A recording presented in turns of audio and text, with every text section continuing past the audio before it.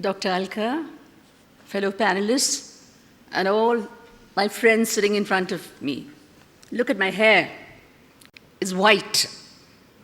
That means I should be sitting somewhere reading the Ramayanam, but I'm very much into the education field. And Dr. Alka has asked me to introduce myself. I'm Nalini Chandran, 74 years young.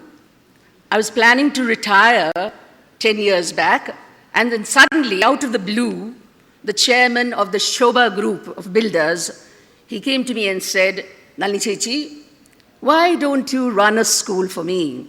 I'm planning on what's called a multinational school, an international school in Kerala. Will you take charge of it? No, thank you. Now, why did he ask me that? Because as an army widow, when I started a school in Trichy called the Harishri School, which is one of the top ICSE schools today, and today is running after 32 years or so, I handed it over at a time when I felt that I had to sit back and realize for myself that if there were any loopholes, I would have to block them. And that was the time when I was sitting pretty, and this offer came. So when he said international school, no thank you. But 2 weeks later, he came and said, Nali Chechi, Chechi means big sister, why don't we have a school for BPL children? I didn't need to think second. Straight away I said, yes, sir, I will take it up. It's a challenge. And so look at his statement. He said, with my money and your experience, I think we can make an excellent partnership. That began about 5 years back. And today, I am the director of a lovely little school in Kerala between Palakkad and Thrissur. And I'm very proud of the fact that I have more than 550 students in that little school, and all of them BPL children. I think we deserve a clap for that. Come on, wake up, everyone, okay? Today, when Kapil Sibal is keeping on, asking schools, come on, 25% of your children should be BPL children, and they have apprehensions.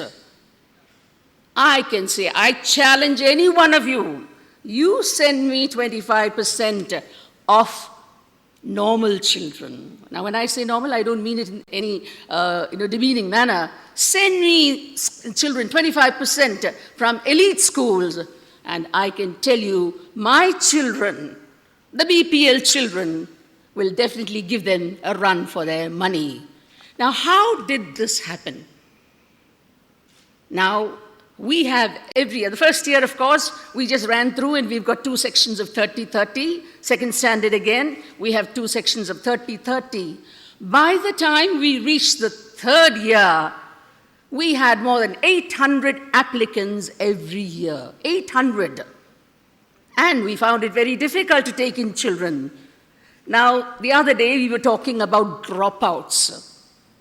Believe me, in my school there are no dropouts. They don't want to go back to school. They want to remain in school, and they want to be with the teachers. They want to learn, they want to play, they want to eat, and they want to clothe themselves. And after all that, when they go back in the evening, they are empowering their parents. How do I know that they are empowering the parents? I'll give you a little insight.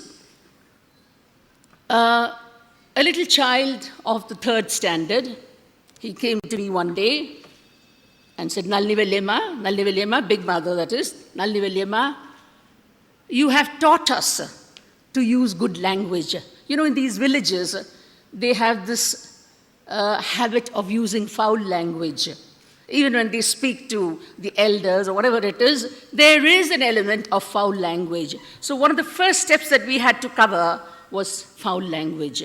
And so there's this little boy from the 3rd standard coming to me and saying, Nalini Velliyamma, I have a little secret to tell you. What is that? I said, my little brother who's just joined the Shobha Academy, he uses bad language, patta bhasha. So I said, oh, So you want me to solve it? Yes. So I called that little fellow. He's just joined the LKG, and he came and said, yes, not at all in awe, because they are so simple, they are so naive, they are so innocent. So this little fellow came and said, yes, Nalli Vallima.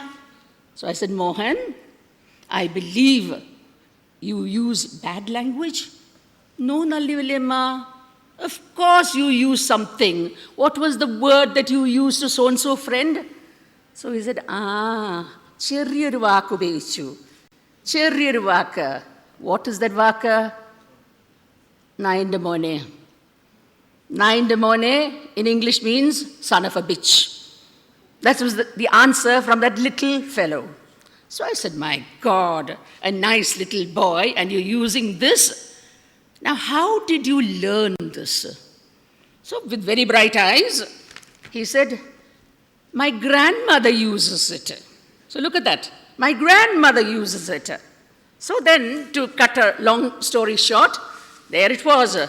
The next day, the parents, the grandmother, the whole lot of them came. I made the grandmother sit outside, parents. And I said, why? Why are you allowing foul language to be used? You know that we want nice language. So why? So both the mother and the father, they said, no, we don't use any foul language. We don't use any foul language. So I said, no, I'll tell you who's. So immediately from the eyes of the mother, tears poured down. And the father said, no, in my house nobody uses it. Then I called the grandmother and said, mind you, those two children were also there, huh? And then I asked the grandmother, what language do you use at home? What do you call your daughter-in-law? She said, no, I call her Kavita. So immediately that little fellow turned around and said, no, Achama, you say Naindamone to my mother. So look at the language. It is the grandmother who's been using it against her own daughter-in-law, and the little child has picked it up. No fuss. Immediately, we had a little talk. The little ones were sent away, and then we emphasized on the fact that this was the way that shouldn't have been when the children were there. That's why I said there is some kind of empowerment. Okay? Now, coming back to what I have to say, I've got a line here by Thomas Friedman, and he writes, my parents told me, finish your dinner, people in China and India are starving. And then Thomas says, I tell my daughters, finish your homework, people in India and China are starving for your job. Today, people all over the world, they want Indians or Chinese. Even Obama himself, he says, follow the methodology that's being followed in India and China. And that's why I would like to read out here. This quote sums up the present scenario so brilliantly. There is no doubt that in every country around the world, the names right on top are Indian, which goes to prove